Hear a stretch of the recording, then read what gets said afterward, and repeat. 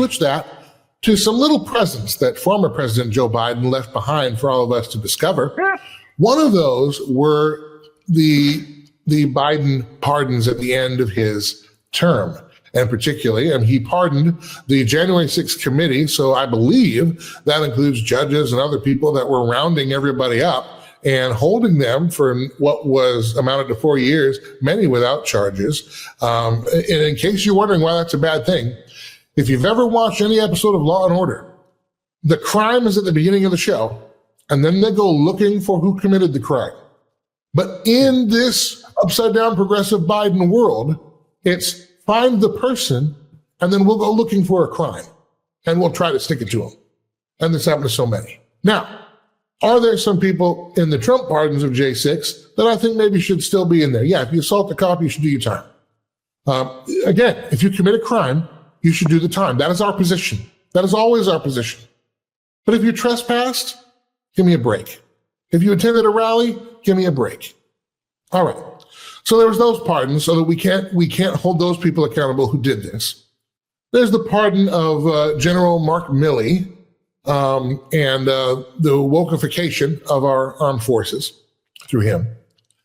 But then there's also the pardon of Dr. Anthony Fauci. Now, not to relitigate everything, but I just want to remind you of a couple of main points. Dr. Fauci clearly at the center of the gain-of-function research that we are, I guess, legally we're supposed to say is believed to be at the center of the COVID pandemic, the Wuhan lab leak and all this kind of stuff, the things that we knew from the beginning that we were all canceled for, even though we were just canceled for again a couple of weeks ago. In 2014, then President Barack Obama issued a moratorium for funding for gain-of-function research. It was suspected that because somehow in that same year, 2014, EcoHealth Alliance, led by Peter Daszak, received funding from the NIH for what amounted to gain-of-function research. Fauci went before Congress and before Rand Paul. I don't recall. That's pretty much all he said, 148 times or something like that. Can't remember. Has no idea. Then, 2017, that moratorium is lifted. A couple of years later, all of a sudden, we've got the Chinese events, and they're closed down, but they're letting people fly internationally. I believe seeding the world at that time, and then the rest we know about. And that's not even to bring up that the same playbook was utilized for AIDS, which, by the way, at the center of AIDS was also one Dr. Anthony Fauci. Mm-hmm. But he was pardoned. Now you have to ask the question, why? He is not charged with any crime. Nobody's raiding his place like they're raiding investigative journalists from the conservative point of view. Why is he being pardoned? Well, according to ABC News, it's because President Biden is worried about politically motivated attacks and harassment, some kind of retribution or revenge, which is nonsense. Nonsense. Because if that were true, wouldn't we also be trying to prosecute Joe Biden himself? Because I don't know if you ask me, it seems like Donald Trump, the whole progressive campaign was trying to eliminate Donald Trump one way or another, including and up to assassination. Here's an interesting little piece. Now, you're going to say, well, gee, and if you're going to pardon somebody, then that means they're guilty. Well, of course it means that they're guilty. You don't need a pardon unless you're guilty. And if you're not guilty, you can refuse the pardon. You don't have to take it. But of course, Dr. Fauci was just so gracious. He was clear to say himself that he committed no crime, but he's so glad to have the pardon. Well, why accept it if there's nothing to hide? Isn't this a blatant miscarriage of justice? And it's not just me who said that, because let me tell you something. 4 years ago, when Trump was leaving and he pardoned a bunch of people, here's what all the Democrats had to say. Have you ever heard of somebody getting a preemptive pardon who was innocent of all crime? Who's just an innocent person? Have you ever heard of that? Just somebody getting a blanket pardon and they're an innocent person? But no, it's the president's own family. It's people that have been covering up for the president in addition to his own family. Is there an innocent explanation for someone to seek preemptive pardons for family members? Would you do that if you knew you were innocent and just worried about outside forces? The answer to that is going to be no. If you haven't done anything wrong, you sit there and go, what do you need a preemptive pardon for? If he pardons people preemptively, he's essentially telling the public that these people have committed crimes. And we may not be aware of what they are, but the pardon is clear evidence that crimes have been committed. I imagine if he decides to issue these preemptive pardons, it will be cast in a way that he is protecting his family and protecting their reputations from, villainous exterior forces that are against him. First off, we should just take a deep breath and acknowledge the audacity of a president who's so clearly concerned about his own criminal culpability and that of his family members that pardons are a major obsession with him. The idea of a kind of prospective pardon, this sort of permanent federal get-out-of-jail-free card, that seems to be what we're talking about in the case of this, right, with Giuliani and his three eldest children who, as far as we know, have not been convicted of a crime. Maybe they've committed a lot and they don't want to face action. I don't know. It's weird. I wouldn't ask for a pardon. I don't think I deserve one because I don't think I've done anything criminal. But where does that come from? That concept that you can just kind of wave your magic pardon wand. We have Tish James. We have Xavier Becerra. Mimi Rocha is literally my DA in my town.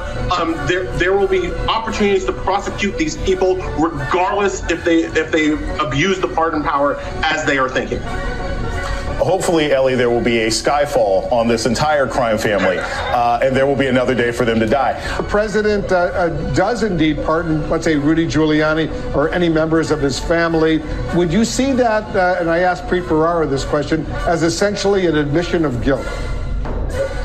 I certainly would view it that way. I think millions of Americans would view it that way. If there was no belief in criminality, why would he think a pardon was necessary? So let me get my Brian Williams, very concerned broadcast journalist. According to all the people who hate Donald Trump, preemptive pardons mean you are guilty. But when a progressive president offers preemptive pardons for people whose fingerprints are all over the cookie jar that almost ended the Western way of life as we know it and caused millions of deaths around the world, not to mention the mental and anxiety and issues we're still dealing with today, people being refused treatments because they didn't take the magic potion. But when you offer a preemptive pardon for that, it's just fine. I have this, and I'm going to put it on the screen. This is the pardon for Dr. Anthony Fauci. And what does it say? I'll put it on the screen so you can read this. For any offenses, Dr. Anthony S. Fauci, for a full and unconditional pardon for any offenses against the United States which he may have committed or taken part in during the period from January 1st, 2014, through the date of this pardon arising from or in any matter related to his service as director of the National Institute of Allergy and Infectious Diseases, as a member of the White House Coronavirus Task Force or the White House COVID-19 response team, or as chief medical advisor to the president. If Dr. Fauci didn't commit a crime during COVID, a crime against humanity, a crime against the United States, which is what this pardon is for. Why does he need it? Also, why is it going back to 2014? Let me show you that. I have that here. I'll put it on the screen. It's this little bit right in the middle on the screen. This is a project grant, basically a receipt. The awarding agency on the left, the Department of Health and Human Services, okay, NIH, HHS. The recipient, EcoHealth Alliance, that's Peter Daszak. The start date, June 1st, 2014. How far back does that pardon go? January 1st, 2014.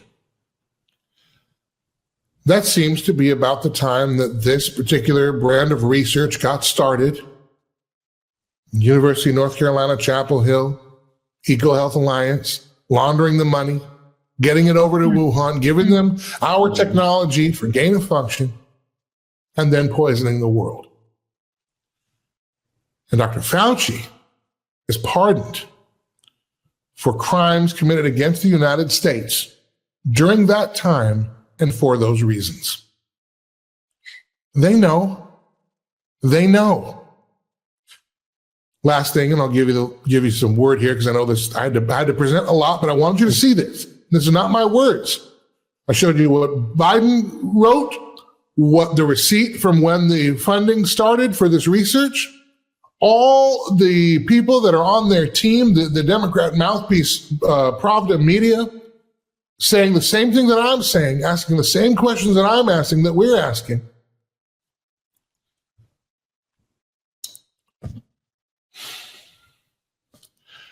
What this is becoming, and the reason why this matters, is because if we can't hold these people accountable, as we've said many times, it's going to keep happening. If people like Dr. Fauci are not put in prison for their crimes, alleged, in my opinion. How do you want me to couch this? Biden just pardoned him anyway, so what's the problem? Then they're going to do it again. But not only that, we now have set up a mechanism where presidents can hire unelected bureaucrats to do things, to commit crimes against the United States that they cannot get away with, and then make sure that their slate is clean on the way out. Is this really what we want to set up? That's why there should be states right now bringing this to court right now, because you'll notice President Trump and his birthright citizenship revocation, effective revocation through executive order, the next day states were suing the Trump administration about that. Why aren't we suing on this? And by the way, I will say this: a presidential pardon only covers those things that are that rise to the level of federal. So if Dr. Fauci can be found in violation of state statutes, a presidential pardon does not cover state statutes. So here again, the states should be bringing these things to bear as well. All right. All that said, your reaction. I want to start by saying, how is it that we've got a government, a bunch of criminals that are allowed to pardon their friends of other criminals? Like, at what point do we say this government is tyrannical, and it's our responsibility to make sure that it's not tyrannical? We can't have these criminals doing this to us and getting away with it where there's no recourse. We've got millions of people that have died because of what they were doing, and now they're going to get pardons? I'm sorry, but that's not acceptable. Andrew, you wonder now, because there are certain cliffs with the mRNA injection, and whether it's Dr. Lee Merritt or Dr. Tenpenny or Todd Callender have all talked about this. You know, we're at that 5-year mark, really, since this started, and they've all agreed that 5 years is going to be another drop off. We're going to see more deaths and stuff like that. How is Fauci going to deal with mass death that he basically accelerated, not just during COVID, but in the years before it, as you so eloquently mentioned, during the research at North Carolina Chapel Hill and then laundering the money to Wuhan? I would encourage every state attorney general within the sound of our voice on this show to prepare legal action against Anthony Fauci for people or residents of their state to get going, because you're right. If we don't hold these people accountable, they'll keep doing it and the crimes will get more depraved. But more importantly, the federal apparatus will not get fixed, as we discussed in the first segment, without us working from the bottom up. When they see that we say, hey, look, if you're not going to do the few and defined things that we actually gave you to do, we do reserve the right to do them ourselves. So get out of our way and let us dispense with justice and the system properly and mind your business. Maybe that's the thing that gets this cycle to stop of these pardons, right? And Andrew, I just want to touch on this again because you made the point so eloquently, and then you played the comparison videos. If you have not committed a crime, why would you have need to accept a pardon? And I want people to really key on that. If the answer is because Biden has made this excuse, well, he wants to shelter them from any evils that the Trump administration might do. What, you mean like equal justice under the law? Right? Because that's about all they can do. Right? So you're basically blocking them from doing that. If you didn't do anything, why do you need a pardon? And this goes back to the Trump administration, though, right? Because all of this was starting under him. But now they're coming out with, oh, there's personalized mRNA vaccines for cancer. Okay, so you're pardoning everybody for these vaccines, right? But now you want us to talk about taking this new vaccine? At what point do we say, no, we believe what we're looking at, and no, we're not going to, have the mantra of don't believe our lying eyes. No, we know exactly what we're seeing here. Yeah, I mean, we see the case is as clear as day, and I believe we know what we have to do. It just comes down to whether or not we have the will to do it ourselves, because we're going to have to. And we should have, as we mentioned in the first segment, we should have political cover. For crying out loud, it looks like RFK Jr., right? He's going to be our new HHS leader, and a big part of his independent campaign was aimed right at Fauci, was aimed right at all of this stuff. And they even criticized Trump for some of the same things we criticized him for. Why didn't you fire him when you had the chance? Things like that. We should have the political capital to do it. And I think it only takes one. Once that first domino falls, the rest will. The other piece, but one of the things I think that's in our way, and we need to get one of our attorney friends back on and dig into this, because I think that the discovery portion of this kind of investigation and potential charges, I think that discovery portion also will have a whole bunch of names that even our beloved apparatus doesn't want to let out of the bag. And so I think part of this is trying to cover up that before it happens. But again, it's not over because the president says, you can't do it. I would believe that these crimes against humanity would extend to violations of state statutes in our individual states. We need to find those statutes and pursue those to the furthest end that we can. Because again, if we don't, I already think it's going to happen again anyway, but if we don't, it'll happen again even harder. We'll have even less recourse to do it. And the time is now, and our time is limited. We have about a year and a half to get these things going, at least to get the snowball rolling downhill. The time is now. All right.